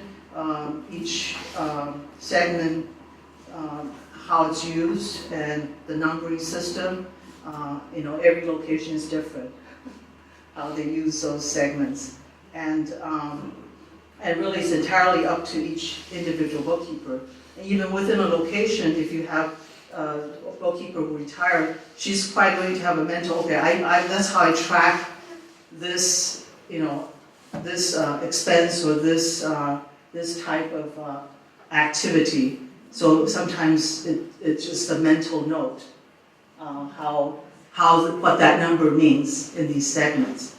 Okay, and then for expenses, you have multiple account numbers that are used for the same expense category for different departments. For example, utilities is 5080, 5680, 6580. even though it's all utilities, but just because it's associated with a different department, it uses a different account number, okay? And that doesn't lend itself to comparison and analysis very easily. Okay? And so now, in ConnectNow, the chart of accounts now allows us up to 5 levels for standard accounts. That's for both 5 levels for the financial position or asset liability and net asset, and then also 5 levels for income, expense, and dedicated activities. And that seems like, that's a lot of number. It's just going to be a long string of numbers. I guess, if you see that it looks like, that's like lots of numbers there. So it's just a long string of numbers. But the things that to remember is that when you look at the 5 levels, that's really talking about you're now able to subtotal, you're able to slice and dice by each level, filter and consolidate. So that lends a lot of, you can really zero in on the audience, who needs to know what information at what level. Finance counsel do not, they probably want a more high level, or they want to look at specific activity or project. Now these levels will help you to get the report in a few seconds, or even a few minutes, to get them the financial information they're looking for. So it seems like a lot, but actually for data entry, so the levels gives you a lot of reporting flexibility and what we call very dynamic reporting capabilities. But then for data entry, there's going to be alias shortcut numbers that make the data entry easy. So we're still in the process of finalizing the shortcut numbers. So that's why we're not going to provide the shortcut numbers now in your packet that you'll receive shortly. But the shortcut numbers basically is going to have the account number, the 4-digit account number that you're most likely already familiar with, and then you'll have a sub-account number, and then the entity, which is just a 1 character, like P for parish, and just give you an example, S for school, so that if you have a checking account, it's going to be checking account is going to be 1110. 1110 is the checking account number. But if you have 1110 P, that means it's for the parish, and then if S, that means for the school. So that's all you need to put to enter a transaction for the school versus the parish. So go to the right, that right full account number, even though you just used maybe 5 characters for data entry or to find that account. Okay, so so that your shortcut numbers are available, and we will be communicating that as we finalize that to you. And that's why it's very important you give us in the survey your contact information so we can get any updates to you. Also, there will be a website that Brian is setting up, a web page under the diocese finance portal that will have the video. He's taping this video. He'll be posted there, so go and review that. The PowerPoint that's presented here will be posted there, and any of the documents in the packet and any additional updates, training dates, and also we'll have registration for mapping sessions. And so all that will be on the diocesan website under ConnectNow. So it's www.dow.org/ConnectNow. That will be the web portal for this implementation project and communicating of any updated information to you. But we'll also be emailing you directly as well. So just making sure you get the information you need to make the decisions going forward. All right, so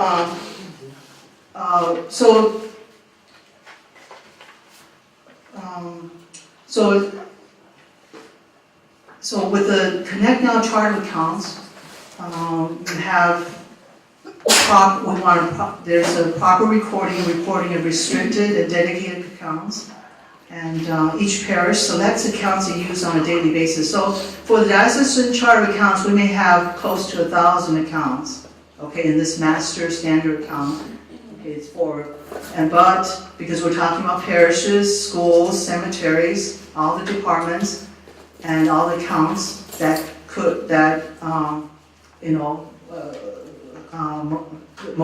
many of the parishes use. But each parish can select the accounts that they use. So a smaller parish might only need 100, 150 accounts. So that's all you're going to see on your day-to-day entering of transactions. Okay, so it's not going to clutter up. So it's very specific to your parish. Okay, and then you can add more accounts as you need it over time, anytime, from standard chart accounts. And of course you'll come up with, and then also there's an opportunity, you can also add your own child accounts. We're going to open up certain accounts that parishes can add their own sub-accounts. We're going to reserve zero is a sub-account, 00 to 20 reserved for maybe some standard ones. We'll already have the sub-accounts created for you. But we give you the option of creating your own specific sub-accounts. So you can have, like a savings account with your local bank, you can call that, is it 1150? No, we don't want to do that. No, we're not supposed to do that. but if you open a specific, if you open a savings and deposit and loan account, you want to put that account number. You want to put that account number. Okay, if you put it to a deposit and loan account, and you want to put your account number on that description, you can make it a sub-account. Or you have multiple savings and loan, deposit and loan accounts. You can do that with a different sub-account on your own, with your own description. So, but really, then it can all roll up under the one account easily. That's on a consolidated. It matters to you, but really, if we're looking at overall consolidation, we just want to see the account rolled up. Okay, so just want to say that for designing and developing the new standard chart account for the ConnectNow accounting, the diocese drew upon the knowledge and expertise of some of its most experienced accountants and bookkeepers.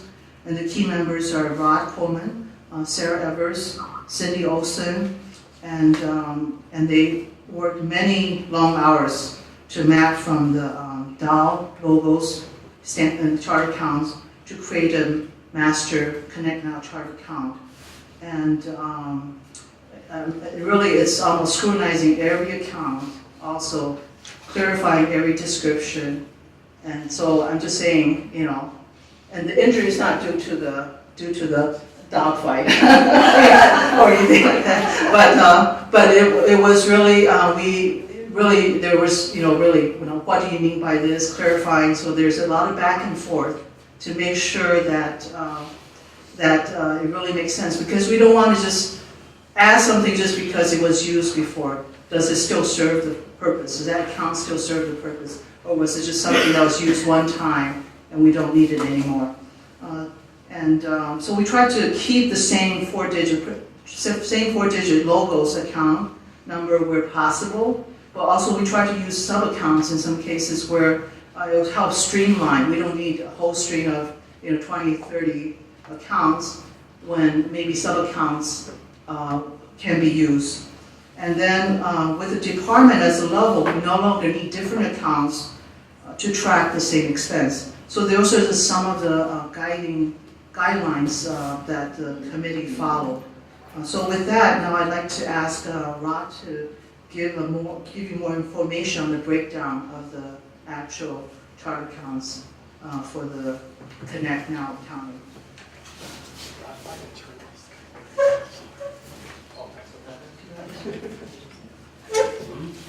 Anyone wondered what that little beeping was? That's Jim Nelson talking. We're going to turn him off now.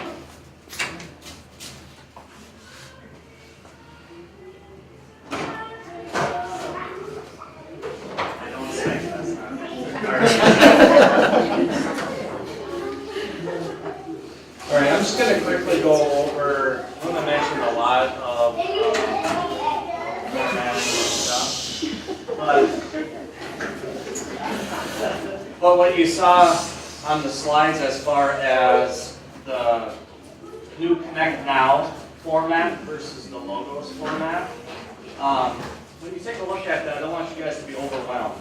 You know, when I first looked at it, I had to step back a little bit. But once you sit and look at and understand each segment, all 5 segments of it, it'll come pretty easy to you. I want to mention the committee that we were on, and we put a lot of work into this. Some of the things that we wanted to take a look at, or wanted some of the goals, I guess are my goals, was I wanted to make it an easy transition for everyone, moving from logos to ConnectNow with the accounts. And so what I call the core number, the 4-digit number, we tried to keep those pretty consistent and tried to simplify those a little bit. Like the wages, for instance, the wages will be 5044 across the board. There will no longer be a building 5644 and a faith formation 7044, for instance. All wages will be 5044. Then the other piece we wanted to do was make sure that we cleaned up the accounts. There was accounts that people were using that they shouldn't use, that because we no longer have it in our system, or there was a lot of accounts that we should have had in the chart of accounts that we did not.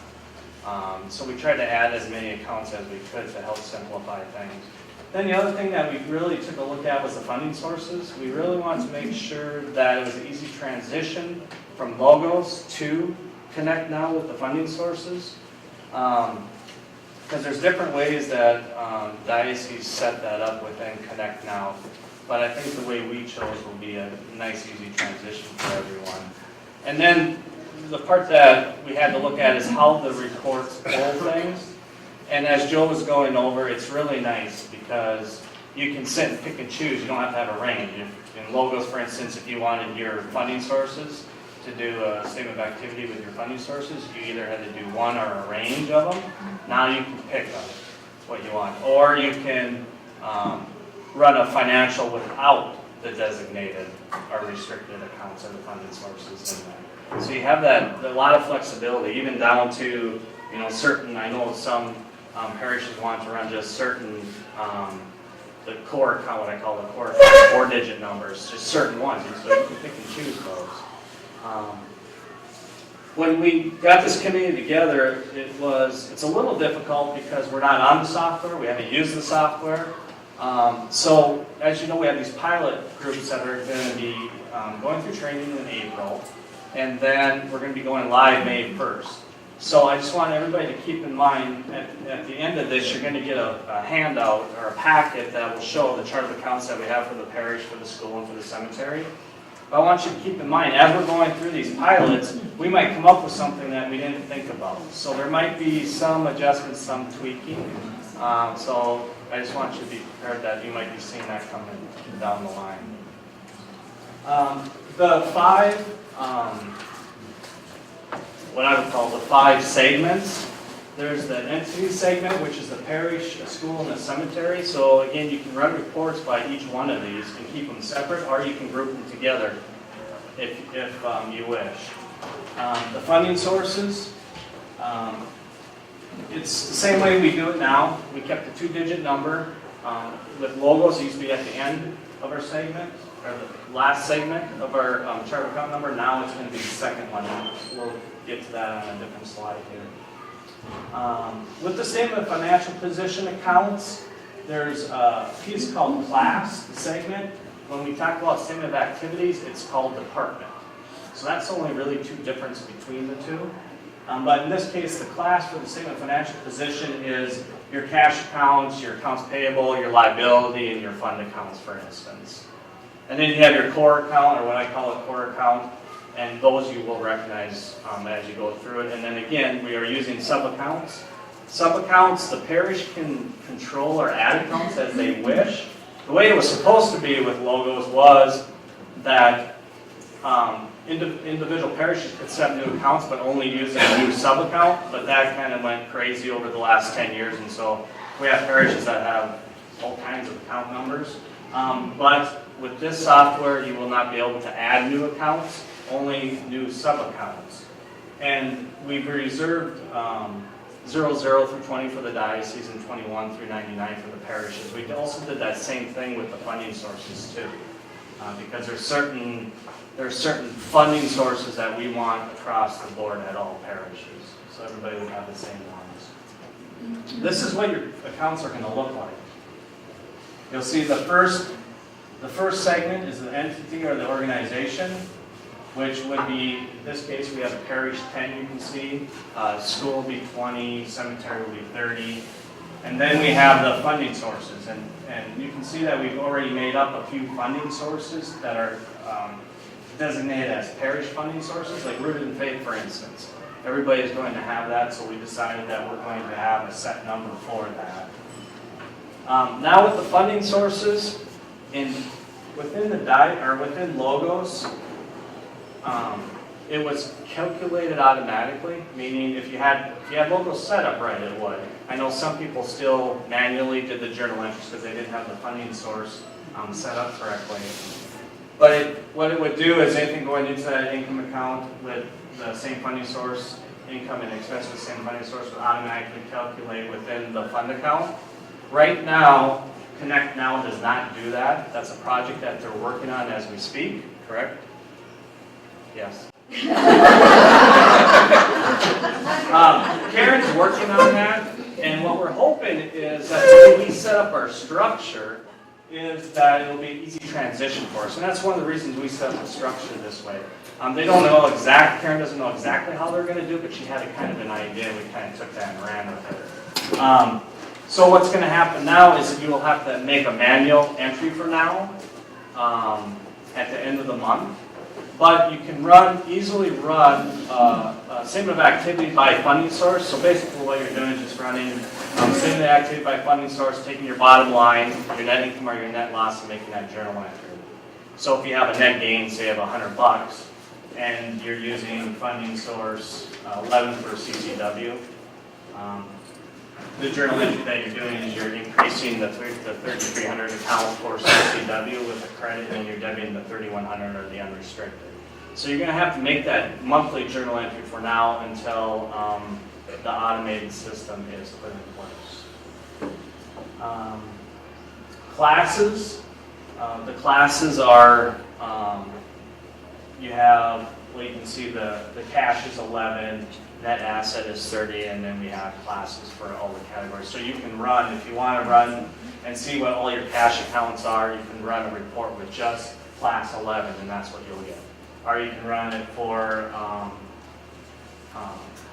the net asset. You can see you have a lot of net assets when you have your designated restricted accounts, but you can run a financial just with your class of 30, for instance. So I like the flexibility of the report writing. It's better than logos, but yet they're improving on top of that yet too. So that's nice to hear, because that was one of the things that I personally did not like with logos with the report writing. So the statement of activities, revenue and expense segments are the exact same thing, except for that middle one, the department. So the department is just like the class with the same financial position. But so for the departments, you're used to the departments that we've had before. Departments, building and grounds, the faith formation. We modified it a little bit because there used to be other things in there, like capital campaign, for instance, which nobody used. So we kind of took what departments people use now, and we expanded on those. For instance, faith formation, we have a faith formation adult and a faith formation youth.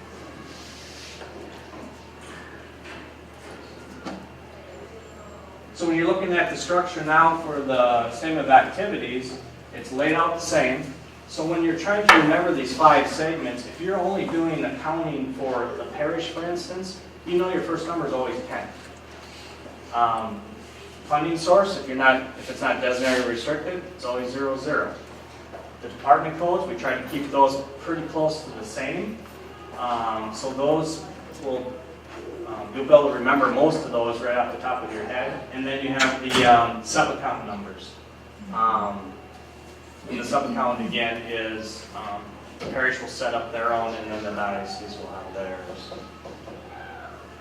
Now, with an example of what you would use like the sub-accounts for, Joe talked about this a little bit. Like for instance, with fundraising, you have your core number of 4270, and then you can set up, people do all kinds of fundraising. There's CCW fundraising, there's festival fundraising, there's all kinds of fundraising.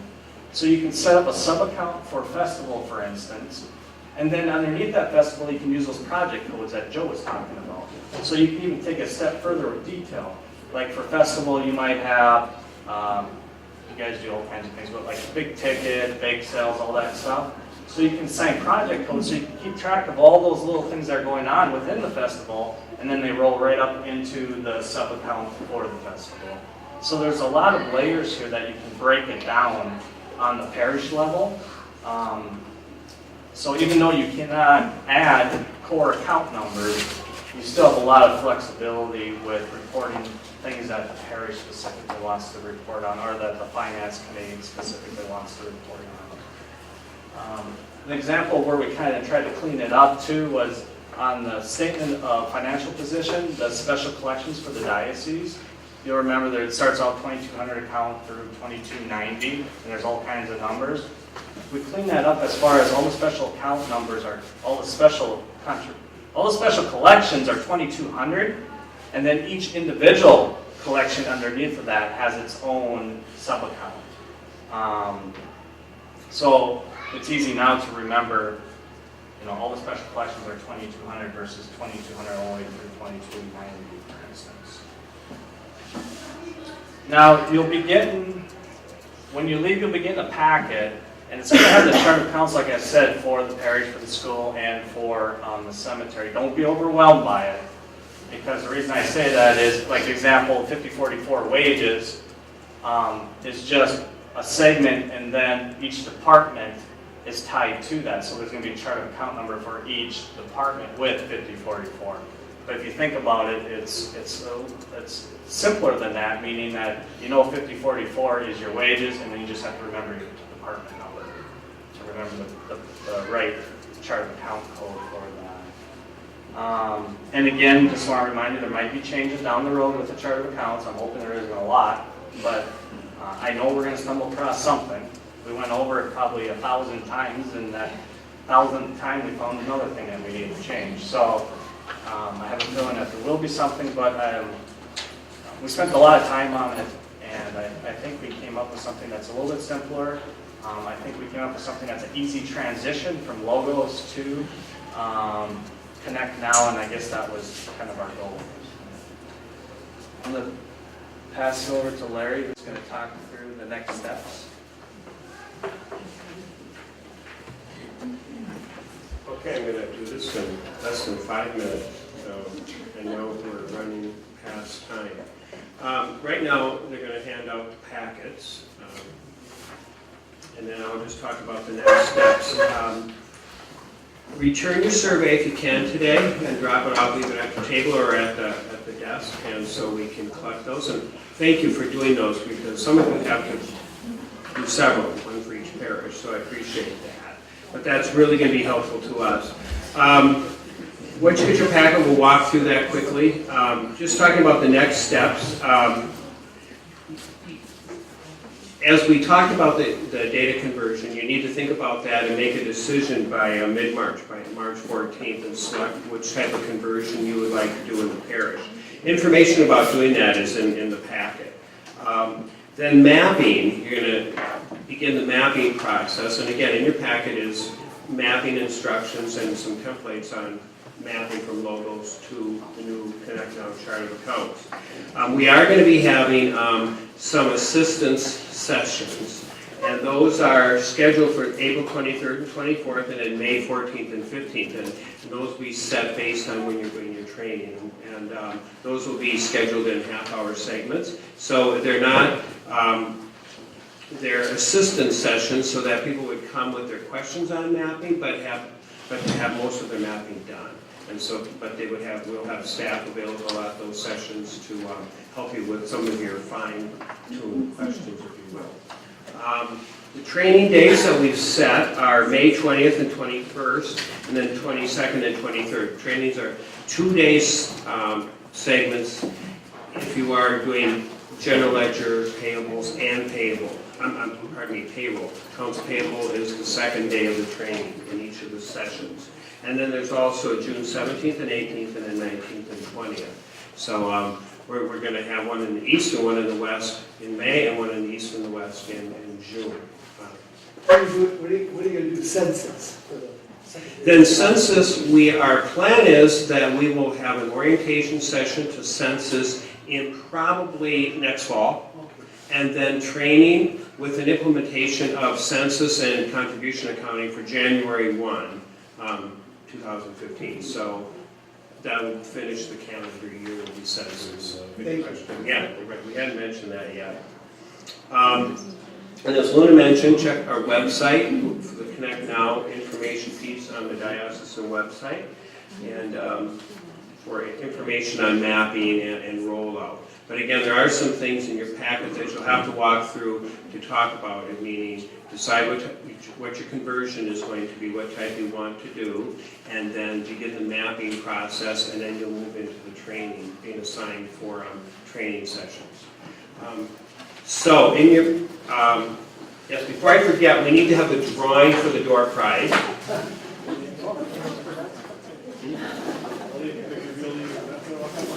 This is, we've already, it's pre-drawn. Wasn't me. Good. Oh, apparently this is legitimate. Okay. Hannah is a critic. Congratulations.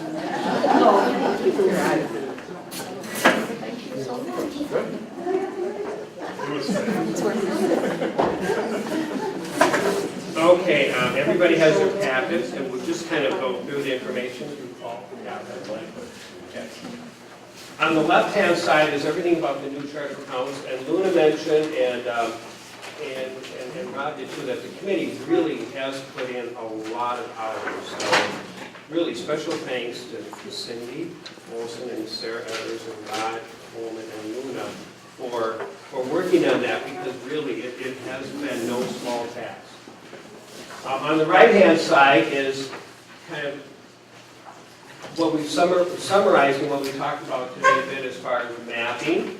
And then the next page after that is your options for conversion. So it reiterates what the options are and what that looks like.